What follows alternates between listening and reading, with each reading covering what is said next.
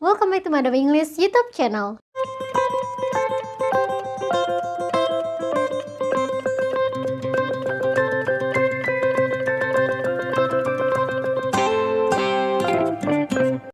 Today's lesson we will talk about adjective clause. Kalian tahu nggak sih apa itu adjective clause? Jadi, fungsi dari adjective clause itu adalah sebagai anak kalimat yang menjelaskan noun. Jadi, dia membantu sebagai modifier atau penjelas suatu noun. Nah, ada dua jenis nih adjective clause. Yang pertama adalah RPS atau Relative Pronoun as Subject. Yang kedua adalah RPO, Relative Pronoun as Object. Jadi kan kalau subjek dan objek itu berupa noun ya. Nah, adjective clause itu adalah anak kalimat yang menjelaskan noun tersebut. Let's see the examples here.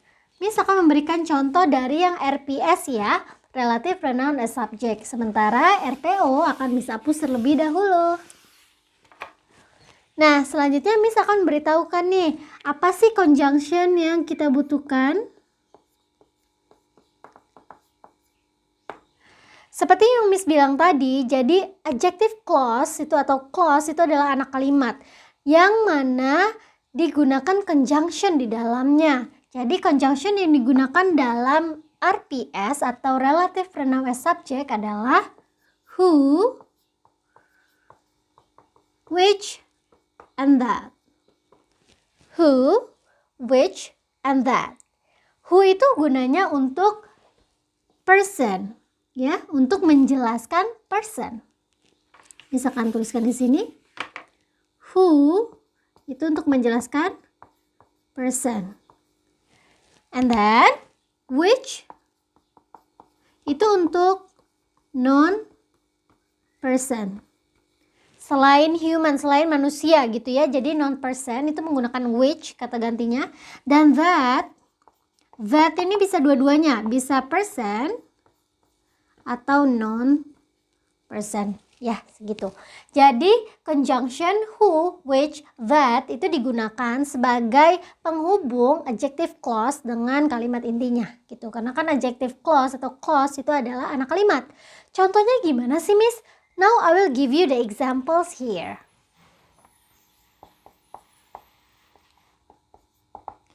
If you see this sentence ya, ada dua kalimat nih ya.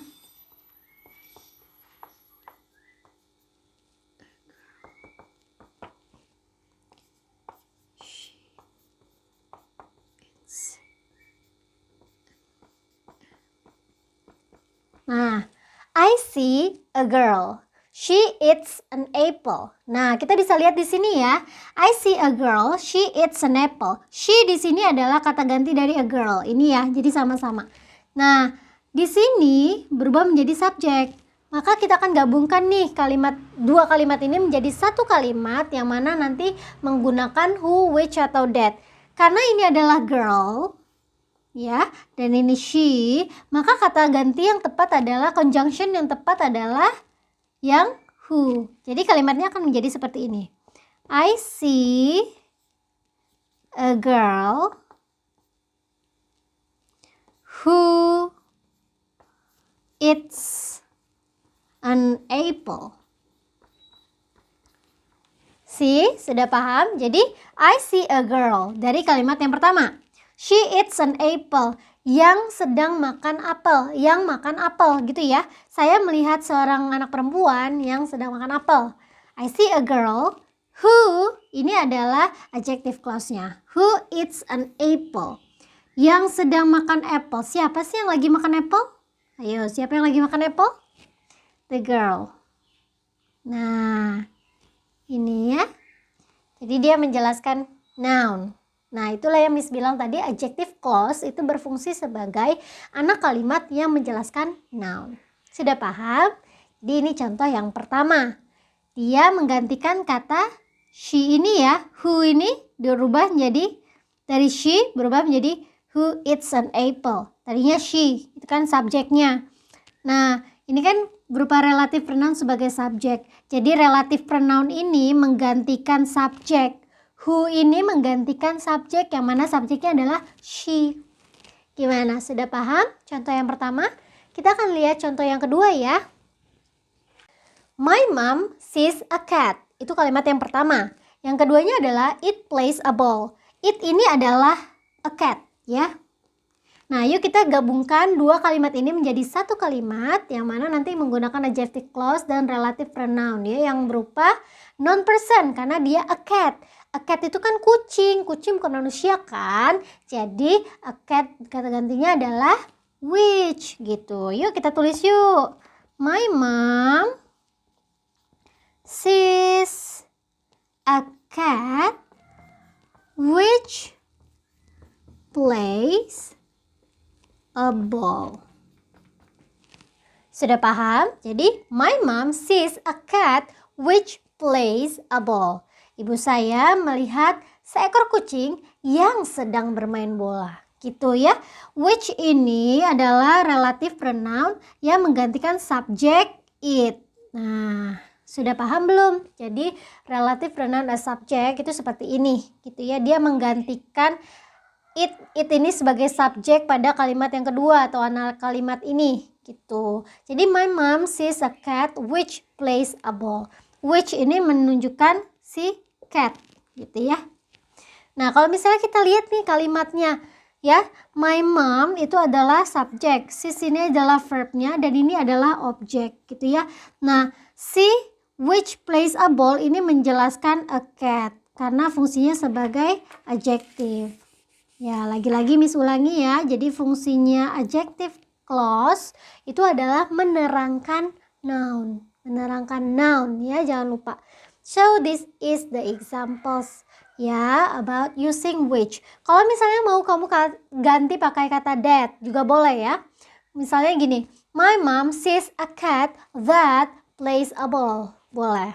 Atau kalau yang tadi ya sebelumnya misalnya I see a girl that eats an apple gitu. Jadi bisa menggunakan kata that. That itu bisa untuk kata ganti orang atau non person gitu ya. Person or non person. Well, this is the explanation about relative pronoun as subject. Yang mana kita menggunakan who, which, sama that. Diingat-ingat ya, conjunction untuk relative pronoun as subject itu who, which, that. Setelah kata who, which, sama that, itu ada verb. Ya, diingat-ingat itu adalah kuncinya. Setelah kata who, which, sama that, dalam relative pronoun as subject, di follow dengan verb. Gitu. Verbnya apa? Bergantung dengan anak kalimat yang ini. Contoh lagi deh, Miss kasih satu contoh lagi ya. They meet a girl, she is crying. Mereka bertemu seorang anak perempuan. Anak perempuan itu lagi nangis. Yuk kita bikin kalimatnya menjadi satu kalimat yang merupakan adjective clause di dalamnya ya. Jadi seperti ini. They meet a girl. She ini adalah person ya kan. Jadi kata gantinya pakai who atau that. Kita pakai yang who ya. Kamu pakai that juga boleh sebenarnya. They meet a girl who is crying. Sudah paham? Jadi setelah kata who atau that itu adalah verbnya. Verb dari anak kalimat yang nomor 2 ini. Sudah paham belum? Tadi kan she is crying. Nah, she-nya ini berubah jadi kata who atau that. Terus is crying-nya kamu tulis ulang. Gitu. Karena setelah who atau that itu di follow dengan verbnya. Sudah paham? Nah, ini adalah relative pronoun as subject. Okay, now let's see relative pronoun as object. Miss akan hapus terlebih dahulu ya. Nah, relative pronoun as object. Kalau tadi conjunction, ya, kalau tadi conjunction RPS atau relative pronoun for subject itu ada who, which, sama that. Kalau dalam relative pronoun as object itu ada whom, which, dan that. Bedanya cuma di who atau whom. Kalau who itu sebagai subjek ya, kalau whom itu sebagai objek. Diingetin. Whom ini untuk person, sama aja ya seperti who tadi untuk person. Which untuk non-person. Dan that itu bisa keduanya, bisa person atau non-person. Sudah paham? Kita lanjut ke contoh kalimatnya ya, biar kalian lebih paham lagi. Now let's see the examples of the sentence here. Nah, seperti ini ya. I see a girl. Saya melihat seorang wanita, seorang anak perempuan ya. My brother likes her. Jadi kakak laki-laki saya atau saudara laki-laki saya menyukai dia. Nah, kita akan gabungkan dua kalimat ini menggunakan whom, which, atau that. Nah, karena di sini adalah a girl ya yang kita bahas ya. My brother likes her. Nah, ini menunjukkan seseorang, person, maka kita menggunakan kata ganti whom. Nah, seperti ini nih jadinya. I see a girl whom my brother like. Nah, gini. I see a girl whom my brother likes. Sorry, S ya. Karena di sini pakai S ya, jadi my brother likes gitu. Kenapa Miss nggak her-nya ditulis juga? Karena kita sudah menggunakan whom di sini ya untuk menjelaskan si the girl ini. Jadi whom my brother likes itu adalah keterangan atau modifier yang menjelaskan a girl. Ya nggak? Jadi whom my brother likes, siapa sih wanita yang disukai sama brother saya adalah girl yang saya lihat. Wanita yang saya lihat itu adalah wanita yang disukai oleh kakak saya misalnya, seperti itu. Jadi I see a girl whom my brother likes. Kenapa her-nya hilang? Tadi kan masih pertanyaannya itu ya. Jadi hilang karena di dalam satu kalimat itu tidak boleh ada dua objek. Nah, di sini kan objeknya kan sudah ada a girl whom my brother likes. Kalau misalnya ditambahin her lagi, objeknya menjadi dua gitu. Jadi salah. Jadi her-nya kita hapus karena kita sudah menggunakan modifier yang whom my brother likes. Nah, kita lihat di sini ya. Kalau tadi setelah who, which, sama that tadi di follow dengan verb-nya. Gitu ya. Kalau yang untuk RPS, tadi kan di follow dengan verb-nya. Nah, kalau yang ini setelah whom itu di follow dengan subject dan verb. Ya enggak? Ya kan? Yuk kita lihat contoh berikutnya ya. Miss punya contoh satu lagi nih. Kita hapus dulu. Pendek aja ya kalimatnya. Oke nih. We know the cat. My parents found it. Jadi kami mengetahui kucing yang orang tua saya temukan gitu. Jadi kalimatnya akan jadi seperti itu. My parents found it. It ini adalah the cat ya. Yuk kita akan gabungkan. Karena ini adalah kucing atau cat, maka ini adalah non-person ya. Maka kita buat kalimatnya menjadi seperti ini. We know the cat which atau that, boleh pakai that atau which ya. My parents found. Nah gitu, jadi kalimatnya seperti ini. We know the cat which my parents found. Ya, kami mengetahui kucing yang orang tua kami temukan. Kami mengetahui kucing itu loh yang orang tua kami temukan. Nah setelah kata which atau that, yang Miss bilang tadi di follow dengan subject dan verb dari anak kalimat ya, atau kalimat yang kedua ini gitu. Cukup mudah kan cara menggabungkannya dua kalimat menggunakan relative pronouns whom, which, sama that. Bisa diingat-ingat ya, kalau kamu pakai kata who saja tanpa m ya, who, maka depannya itu adalah verb gitu. Tapi kalau whom itu ada subject dan verb gitu. Beda-beda fungsinya. Kalau yang tadi sebelumnya sebagai subjek ya, relative pronoun sebagai subjek. Kalau ini relative pronoun sebagai objek. Begitu ya. Nah, gimana? Sudah paham belum cara menggunakan relative pronoun atau adjective clause? Nah, adjective clause itu balik lagi Miss jelaskan ya. Fungsinya adalah untuk menjelaskan noun.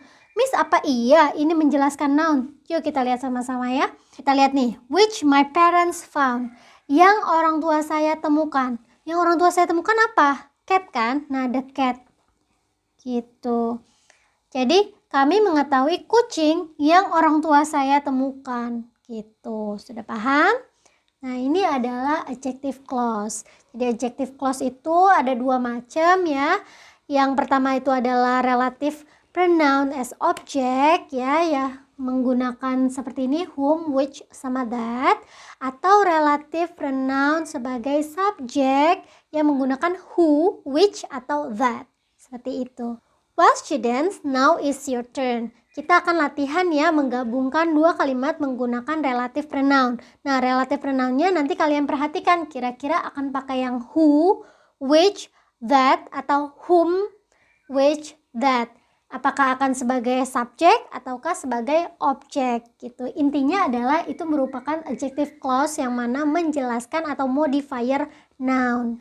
Well student, now is your turn. I would like you to do exercises here. So Miss akan memberikan beberapa kalimat di sini dan silakan kalian gabungkan kalimat-kalimat itu menjadi yang sudah Miss contohkan sebelumnya ya. Jadi ada inti kalimat dan anak kalimat yang mana ada menggunakan RPS atau relative pronoun as subject seperti who, which, that, atau menggunakan RPO relative pronoun as object whom, which, that. Nah, kamu bisa menentukan sendiri dengan menganalisis kalimat-kalimat tersebut.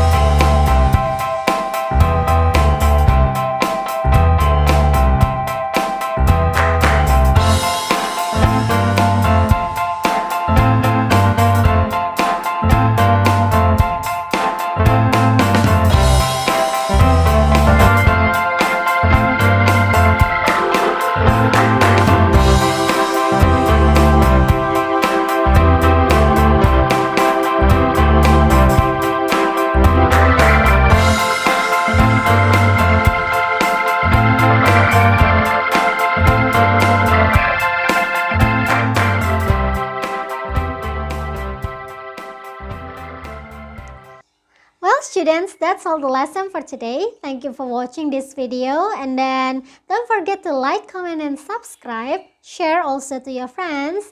See you again on next video. Have a great day.